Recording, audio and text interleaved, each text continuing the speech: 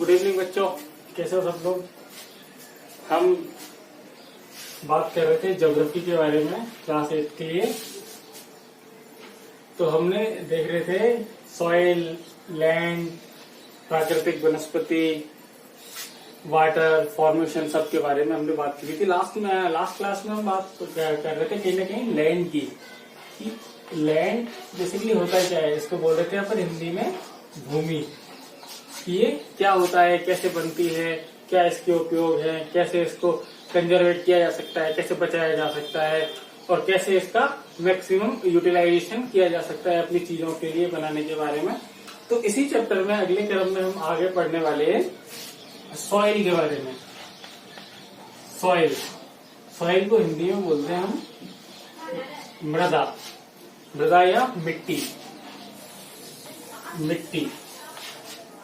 मिट्टी बेसिकली क्या होती है कि जो पर्वत होते हैं, है ना, या ह्यूमस जैसे कि टूटे फूटे पत्ते टूट के गिर गए वनस्पति के, पेड़ पौधों के, या जो एक्सक्रेटा होता है एनिमल्स का, ह्यूमंस का, उन सब की डिफॉर्मेशन के बाद में जब एक फाइनल चीज बनती है उसको बोलते हैं अपन सॉइल। और या फिर ऐसे थोड़ी सी उसमें बात करें तो लैंड के ऊपर एक फर्स्ट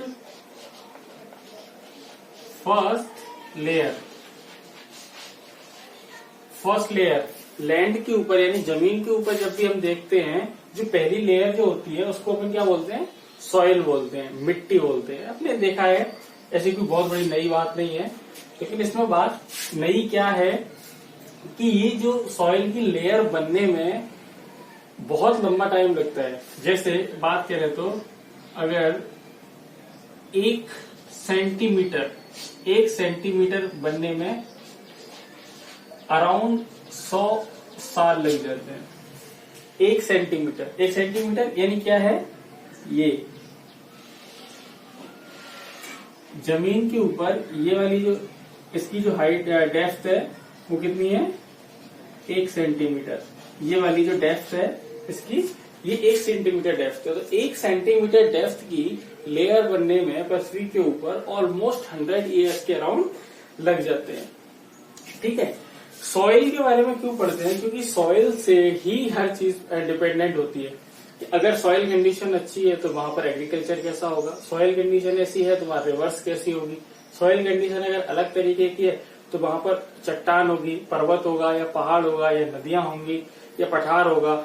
जो बहुत सारी चीजें इस पे डिपेंड करती हैं। जैसे कंस्ट्रक्शन भी अगर अपन को करना है, कोई बिल्डिंग बनानी है या कोई भी कुछ भी अगर बनाना है तो वो भी डिपेंड करता है सॉइल कंडीशन पे। सॉइल कंडीशन पे क्यों डिपेंड करता है, अगर आपको बताएं, सपोज कोई ये पृथ्वी है, इसके ऊपर कोई बिल्डिंग बन रही है, मल्टी स्टोरी बिल्डिंग बनी हुई है। अब इसका वजन मान लो बहुत ज्यादा है, लाइक इसका वजन मान लो कि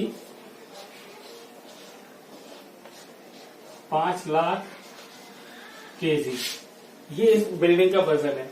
अब यहाँ पर जिस सॉइल के ऊपर ये बनी हुई है, यहाँ कहीं इसकी फाउंडेशन होगी, फाउंडेशन समझते हैं, या फिर जिस जमीन के ऊपर ये बनी हुई है वो जमीन इसका वजन लेने के लिए कैपेबल है कि नहीं है। जिस भी सॉइल पे ये बन रही है वो सॉइल इसका वजन उठाने के लिए कैपेबल है कि नहीं है, उसी के अकॉर्डिंग हर सारी बिल्डिंग डिजाइन की जाती है। ठीक है, तो सॉइल से ही डिपेंड करती है। अगर ये कमजोर है तो क्या हो जाएगा, ये अंदर धंस जाएगी, या बिल्डिंग कोलैप्स हो जाएगी, या बिल्डिंग तिरछी हो जाएगी, या बिल्डिंग गिर जाएगी। ये सारी, जैसे इसकी वजह से नाम सुना होगा ये लैंड स्लाइडिंग को हिंदी में क्या बोलते हैं अपन, भूस्खलन। भू यानी पृथ्वी और स्खलन यानी एक जगह से दूसरी जगह पे खिसक जाना। जैसे कि अगर ये है, ये पूरी लेयर बनी हुई है, तो एक लेयर यहाँ से वजन लेने में असमर्थ हुई और वो थोड़ा सा नीचे खिसक गई, तो इस पूरी पे जो बिल्डिंग बनी हुई है वो एक साइड या तो झुक जाएगी, या तो गिर जाएगी, कोलैप्स हो जाएगी। तो ये सारी चीजें किसके कारण देखने को मिलती है अपन को, सॉइल कंडीशंस की वजह से। कि सॉइल कंडीशन जैसी है उसके अकॉर्डिंग अगर चीजें वहां पे नहीं हो रही हैं तो फिर प्रॉब्लम्स होना स्टार्ट हो जाएंगी। ठीक है, जैसे लैंड स्लाइडिंग हो गई, या अगर अपन बात करेंगे कि डेजर्ट है, जैसे राजस्थान में डेजर्ट है, हमने देखा है, रेगिस्तान है, मरुस्थल है, अगर वहां पे हम अलग तरीके की पेड़ पौधे लगाएंगे या कृषि करेंगे तो वो होगा ही नहीं। तो जहाँ की जैसी सॉइल कंडीशन है उसी के अकॉर्डिंग वहां की एग्रीकल्चर होती है, समझ रहे हो। तो सॉइल कंडीशन पे डिपेंड करती है हर चीज।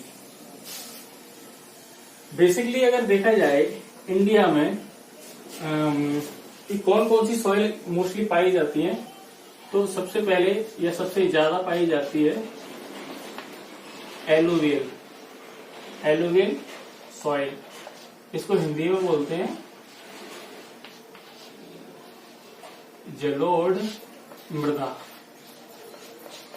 जलोढ़ मृदा का क्या मतलब है कि जिसने जल को ओढ़ रखा है, जिसमें पानी की मात्रा सबसे ज्यादा है। जो भी नदियों के आसपास वाली मिट्टी होती है ना, उसको बोलते हैं जलोढ़ या एलुवियल सॉइल। उसके अंदर क्या पानी बहुत अच्छे मात्रा में होता है, फास्फोरस होता है, काफी सारे और भी मिनरल्स होते हैं, जिसकी वजह से उसमें एग्रीकल्चर बहुत रिच होती है, अच्छी एग्रीकल्चर होती है। ठीक है, अगर बात करेंगे तो इंडिया में और पाई जाती है ब्लैक सॉइल, बात करेंगे रेड सॉइल, रेड सॉइल, बात आएगी लैटेराइट सॉइल, बात आएगी माउंटेन, माउंटेन सॉइल, और एक आएगी मरुस्थलीय या डेजर्ट सॉइल, डेजर्ट सॉइल, मरुस्थलीय। सबसे पहले एलुवियल या जलोढ़ मृदा, ब्लैक या काली मृदा, रेड यानी लाल, लेटेराइट, लेटेराइट होती है, माउंटेन यानी पर्वतीय मृदा, और डेजर्ट यानी कि मरुस्थलीय मृदा। ठीक है, इन सब के बारे में हम देखें तो काली मिट्टी जो होगी, इसकी जो पार्टिकल्स होंगे बहुत बारीक बारीक पार्टिकल्स होंगे, बहुत पतले पार्टिकल्स होंगे, इसमें चिकनाई की मात्रा बहुत ज्यादा होती है। इसको अपन क्ले भी बोलते हैं सिंपल लैंग्वेज में। क्ले एक्चुअल में क्ले नहीं होती है, लेकिन क्ले जैसा ये रूप होता है। ये काम आती है अपन के कपास की खेती करने के लिए। कपास किसको बोलते हैं? कॉटन को। तो कॉटन के लिए काम आती है ब्लैक सॉइल। रेड सॉइल आती है जो दानेदार फसलें होती है, जैसे मूंगफली हो गई या मक्का हो गई, तो इन फसलों के लिए जरूरी होती है रेड सॉइल। लेटेराइट सॉइल और माउंटेनियस सॉइल कौन कौन सी होती है कि माउंटेन से जो गिर के सॉइल आती है वो तो होती है माउंटेन सॉइल, और वो उसी का भी अगर आगे डिफॉर्मेशन होता चलता है तो वो बन जाती है लेटेराइट सॉइल। ठीक है, डेजर्ट सॉइल कौन सी होती है कि एकदम जिसमें नमी नहीं होती है, एकदम वेट सॉइल होती है, ड्राई सॉरी, एकदम ड्राई स्टेट में अगर कोई सॉइल होती है तो वो होती है डेजर्ट सॉइल, जिसमें किसी भी प्रकार की एग्रीकल्चर करना बहुत मुश्किल है। बहुत मुश्किल से कैक्टस उग पाते हैं। कैक्टस जो होता है वो हो पाता है, वो भी बड़ी मुश्किल से डेजर्ट सॉइल में। तो सबसे अच्छी क्वालिटी की होगी एलुवियल सॉइल और सबसे बेकार क्वालिटी की होगी डेजर्ट सॉइल। बची कुची है, उनके अलग अलग अपने अपने यूजेस हैं। तो बेसिकली इंडिया में पाई जाने वाली ये टाइप्स ऑफ सॉइल है, ये अपने आप टाइप्स ऑफ सॉइल है। एक ये अपन को कॉपी में नोट करना है अकॉर्डिंग टू द ऑर्डर, इसी ऑर्डर में नोट करना है 1 2 3 4 5 एंड 6। ये सबसे ज्यादा इंपॉर्टेंट है क्योंकि सबसे ज्यादा पाई जाती है और सबसे अच्छी क्वालिटी की सॉइल होती है। ये भी पाई बहुत जाती है अपने राजस्थान वाले पूरे एरिया में, ऑलमोस्ट डेजर्ट सॉइल है, लेकिन इतनी नहीं है, और ये सबसे बेकार क्वालिटी की सॉइल है। ठीक है, इसमें आगे अगर अपन बात करेंगे सॉइल के बारे में, सॉइल के बारे में अगर अपन आगे बात करेंगे तो देखो सॉइल का घेता कैसे, जैसे कोई पृथ्वी है, पृथ्वी का अगर अपन ने एक कोन निकाल लिया काट के, अपन ने निकाल लिया, एक पार्ट निकाल लिया स्टडी करने के लिए, जैसे ऐसे करके काटा और निकाल लिया। ठीक है, तो यहां पर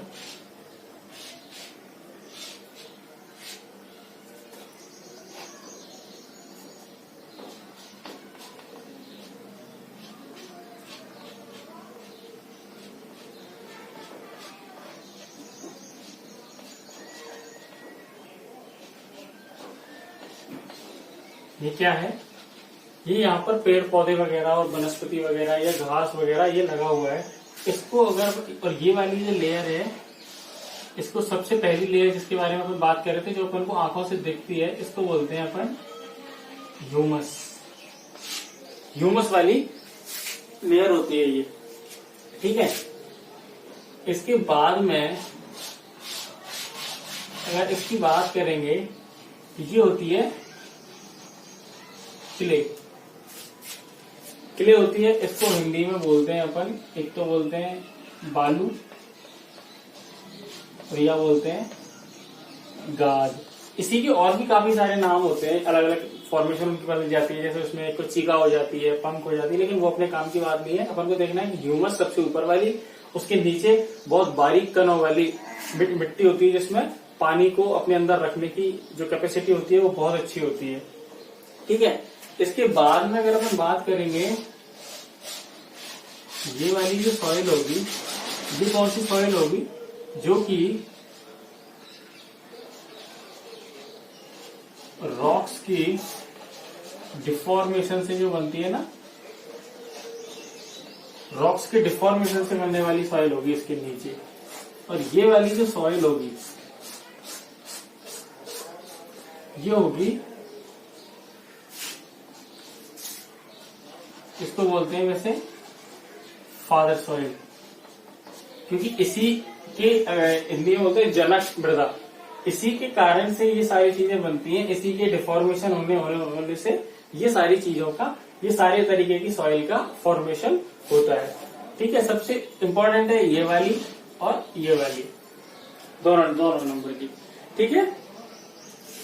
इसके बारे में आगे अपन देख लेते हैं। ये आप चाहो तो डायग्राम, आप शायद आपकी बुक में गिवन होगा, तो आपको ये डायग्राम बना लेना है, और उसके बाद में जो नेम्स दिए हुए हैं वो नेम्स लिख के और अपनी कॉपी में ये चीज बनानी है। आपको बुक में या फिर NCERT का ऐप आप डाउनलोड कर लोगे, तो वहां पे जिसने भी बुक परचेज नहीं की है अभी, वो NCERT की ऐप डाउनलोड करके और वहां से बुक लेके, उसमें काफी सारी बुक्स आएंगी, और वहां से अपनी बुक निकाल के और उसमें से ये डायग्राम बनाना है। क्योंकि हर चीज के लिए आपको PDF देना है, या फिर यहाँ पे जो पढ़ा रहे हैं उसको भी एक बार कॉपी में नोट करके आपको सेंड करना, इतना भी जरूरी नहीं है, क्योंकि आपके पास चीजें गिवन है, तो कई बार अपने रिसोर्सेज का भी यूज करना पड़ेगा, तो और वो करना भी जरूरी है, क्योंकि तभी आपको आदत भी लगेगी। हर चीज आपको प्रोवाइड करवा दी जाएगी, तो फिर आपका इंटरेस्ट कैसे बनेगा चीजों को समझने में या उनको पढ़ने में, लिखने में। आप अपने आप से चीजों को एक बार फाइंड करो, कहाँ पर क्या है, फिर वहां से निकालो, पढ़ो, तभी अच्छा रिजल्ट भी आ पाएगा, ठीक है। आगे अगर अपन बात कर रहे थे कि इसका सॉइल का फॉर्मेशन कैसे होता है, सॉइल का फॉर्मेशन कैसे होता है। सबसे पहली बात तो पर्वत है या पहाड़ी है या कुछ भी है, उसका धीरे धीरे अपरदन हो रहा है, वो टूट रहा है छोटे छोटे हिस्सों में, चाहे हवा से, चाहे तूफान से, चाहे बारिश से, चाहे जीव जंतुओं से, एनिमल से, या नेचुरल या मैन मेड कोई भी रीजन हो सकते हैं उसके, उनसे उनका धीरे धीरे टूटना कई वर्षों में जाके टूटता है। ऐसा नहीं है कि आज हवा चली आज टूट गया, ऐसा नहीं है, कई 100 वर्षों में जाके जब वो टूटता है, फिर छोटे छोटे बारीक पार्टिकल्स में वो टूटने लग जाता है, और वो एकदम रगड़ के, जब वो एकदम चूने जैसा या एकदम बारीक मिट्टी का रूप वो धीरे धीरे टूट कर ले लेता है, और वो मिट्टी धीरे धीरे आके कहाँ पर, फ्लोर पे जमा होती रहती है। तो ये फ्लोर पे जो जमा होती रहती है, इसी वजह से सॉइल का फॉर्मेशन होता है, ठीक है। इसीलिए जब अपन बात कर रहे थे ना कि एक सेंटीमीटर डेप्थ की सॉइल बनने में अराउंड 100 साल के समथिंग लग जाता है, और अब इसका बनने में तो काफी टाइम लगता है, लेकिन खराब होने में बहुत ज्यादा टाइम नहीं लगता है। उसके बारे में भी हम लोग पढ़ेंगे। आप अपनी बुक में से इस चैप्टर को जरूर पढ़ते रहना, और इसमें जो दिया हुआ है उसको कंप्लीट रीड आउट करना, और जो चीजें नहीं आ रही है उनको नोट डाउन करते रहना, ठीक है। आगे अगर अपन इसके बारे में पढ़ेंगे अगली क्लास में। Thank you so much.